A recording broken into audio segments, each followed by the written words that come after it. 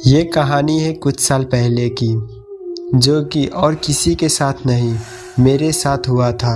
मैं अपने ऑफिस के काम के लिए यहाँ से पास के गांव में गया था।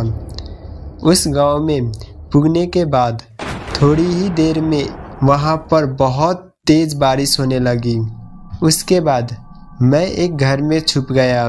मैं उस गांव से पूरी तरह से अनजान था। मुझे वहां पर जाने के लिए मेरे ऑफिस के सारे एम्प्लॉय रोक रहे थे, लेकिन मैं किसी के बात न सुनकर उस गांव में चला गया। वहां पर तेज़ बारिश होने के कारण से मैं उस रात उसी घर में सो गया। सुबह उठकर देखा तो वहां पर कोई भी इंसान नहीं दिखा। उस वक्त मुझे कुछ भी नहीं पता था, इसीलिए मुझे लगा कि सारा इंसान अपने अपने काम में चला गया है, लेकिन किसी के घर में एक बच्चा भी नहीं था। उसके बाद मैं पास के गांव में गया और वहां पर पता लगाया उस गांव में आखिर कोई क्यों नहीं है। ये बात मैं एक इंसान से पूछा, लेकिन वो ये बात बताने के बजाय काफ़ी डर गया। मुझे लगा कि ये कोई आम बात है, इसीलिए मैं फिर से उस गांव में चला गया। उस गांव का नाम रामनगर था। मुझे उस गांव में लगभग 5 दिन का काम था और मैं इसीलिए उस गांव में 5 दिन का रुकने का इंतज़ाम करवा लिया। मेरे पहले रात काफ़ी अच्छा गया। वहाँ पर कुछ भी ऐसा अजीब सा मुझे एहसास नहीं हुआ, लेकिन अगले दिन मैं अपने ऑफिस के लिए तैयार हो रहा था। तभी मेरा दरवाज़ा ज़ोर ज़ोर से खटकाने लगा। ये सुनकर मैं वो दरवाज़ा खोलने चला गया, लेकिन वहाँ पर कोई भी नहीं था। फिर मैं उस दरवाजे को बंद करके अपने काम में व्यस्त हो गया। थोड़ी देर बाद वो दरवाज़ा फिर से कस-कस के पीटने लगा। मैं फिर से गया और उस दरवाजे को खोला। तभी वहाँ पर एक लड़की दिखी।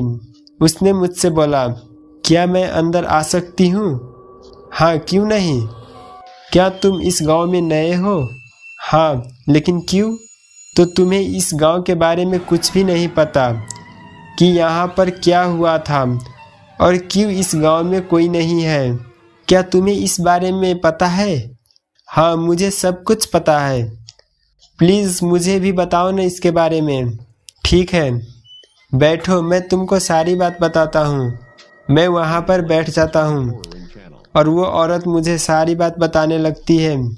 तभी वो औरत मुझसे बोलती है, आज से तकरीबन 50 साल पहले की बात है। यहाँ पर सारे लोग मिलजुल कर रहते थे, लेकिन एक दिन ऐसा हुआ कि यहाँ पर एक राक्षस का नज़र पड़ा और धीरे धीरे सारे लोगों को वो मारने लगा। वो इस गांव के बहुत बड़ा समस्या बनकर रह गया था। इसको दूर करने के लिए गांव में बहुत बड़ा पूजा रखा गया, लेकिन उसको इस पूजा से कुछ नहीं हुआ। धीरे धीरे उस गांव के सारे इंसान मरने लगा। एक दिन एक लड़की जिसका नाम सानी थी, उसको उस राक्षस ने पकड़कर मार दिया। और आगे क्या हुआ? वो राक्षस वहीं पर रुक गया कि और भी इंसान को मारने लगा। वो सानी एक तांत्रिक की बेटी थी और वो शादीशुदा भी थी। उसके एक बेटी जिसका नाम रानी था। और उसके बाद क्या हुआ? रानी को भी मार दिया कि छोड़ दिया। उस राक्षस ने रानी को भी नहीं छोड़ा।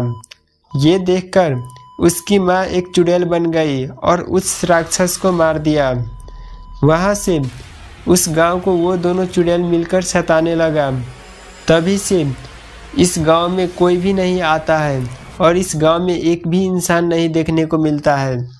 ये सब तो ठीक है, लेकिन तुम यहाँ पर क्या कर रही हो?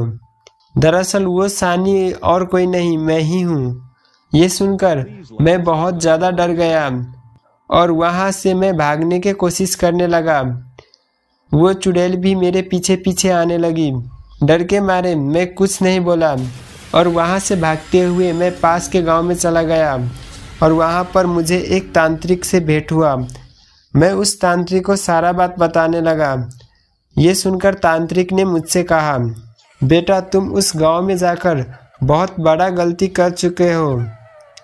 आज तक उस गांव में जाने वाले कोई भी इंसान बचकर नहीं आया, तो क्या उससे बचने के लिए कोई और रास्ता नहीं है?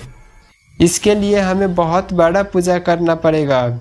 मैं उस तांत्रिक के बात पर पूरी तरह सहमत था। मैं वहां से पूजा के सामग्री लाने के लिए चला गया। थोड़ी देर बाद मैं सारा सामान लेकर आ गया और वो तांत्रिक भी पूजा करने लगा। कुछ ही देर में वो तांत्रिक उस चुड़ैल को अपने बस में कर लेता है और उस गांव में फिर से सारा लोग आकर रहने लगता है और वो गांव फिर से खुशहाली और हरियाली हो जाती है।